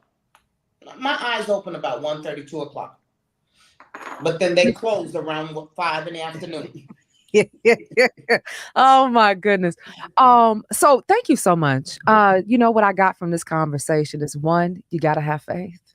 And that's simply having faith in which you cannot see. What do you believe over yourself? Being cognizant of what you speak over yourself and also what you put over yourself. What are you allowing in yourself and what to surround yourself with? I never really thought about what you meant when you said the environment, but that includes people as well. As well. Exactly. Especially.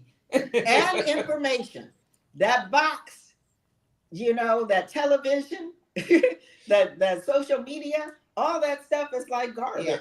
Yeah. So you gotta be careful. It What you can put be. in, you get out. Good stuff in, good stuff out. Well, I'm Bullshit telling you this. in, bullshit out.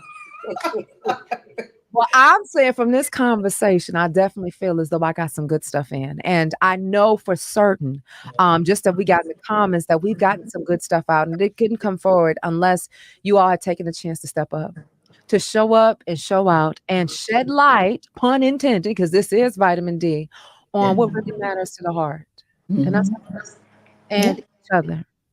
Before you get out of here, is there any just even if someone is just now stepping in, is there a resource or information that you can provide, whether somebody needs some financial assistance? Because my mom, I didn't think about it. Luckily, I guess the insurance or whatever she had set up, there was a time that my mother couldn't be in our own home, whether it was because the dog was there, if there was sport, just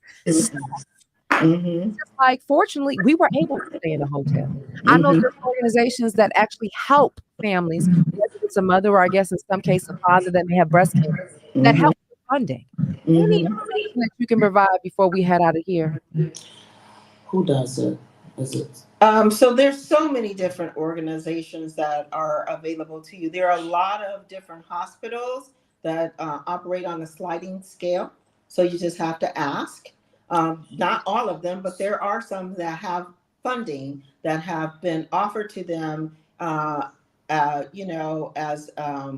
a perpetual gift or, a donation of some sort. So you just have to ask. Secondly, you have to make sure you're insured. There's no reason why anybody should not be insured. Nobody, even someone who is, houseless right now, because there's all kind of plans out there. Go through your social service department. I will say what I have to say offline, Dawn, and you can share it later on if you choose to. Okay. There are facilities that you can go to and tell them what's going on, and they cannot refuse you medical care. They cannot. Pull up, family. Get ready, because I'm sharing it.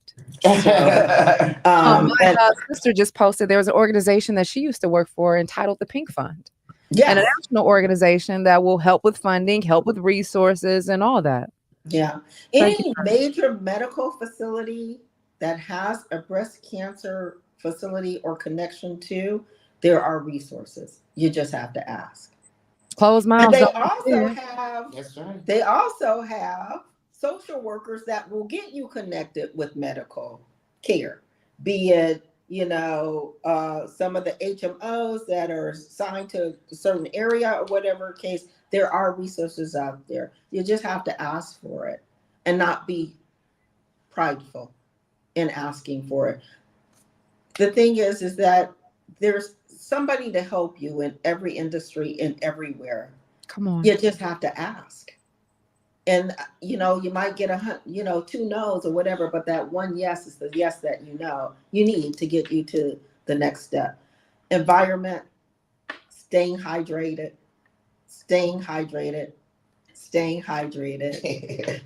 And then also making sure that you, as much as you can within your own power, to keep your stress level as low as you possibly can. Now, some people thrive on drama. And that's how they operate. And they don't know how to do it any other way. That's how they operate. They function in trauma and drama. That's not my case. That's not my story.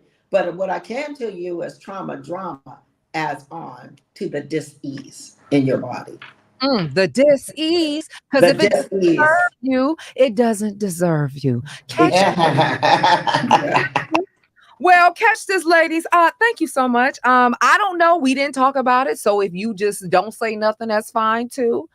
I don't know if you open, if people can check you out on any social media, or if there's any way, if somebody has a question that they can follow up. Is there any information you would like to share? An email? I don't know. I'm just putting it out there. Okay, we can do that. You want to say it now, or Oh, can I say it now? Just say yeah, it? I'm gonna write it down. Yeah. Okay. F is in Frank, Mhm. D is in David, E is in Edward, N is in Nancy, A is in Apple, E is in Edward at gmail.com. 3-time cancer survivor Shandra Fitzpatrick has said, if you have any concerns, if you have any questions, if you need any resources, to pull up on me. Her email is F as in Frank, D as in day, E as in elephant, N as in Nancy, A as in apple, E as in elephant at gmail.com. Closed mouths don't get fed. Just pull up and choose your life. All right. Well, thank you so much. Is there anything else? If you contact her and she needs to be there to be an advocate for you, she knows exactly how to get to me. Because I work for a major medical facility without getting their permission first, I cannot put out that information. But if you pull up on Shandra, she'll pull up on me. Hey, you better catch this each one, because each one gonna teach one. Well, each one teach one. I believe that. Right. Exactly. Each one help one.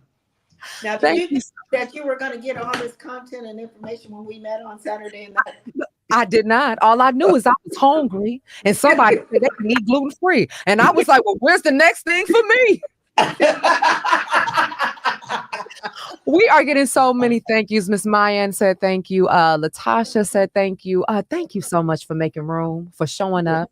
And little Dawn inside right now is smiling, because you know that there's certain people that's going to look out for the little Dawns and the little Charlottes and the little Chandras, as well as the little Jans, who have all been affected by cancer some way, somehow. So I say thank you, and I applaud you.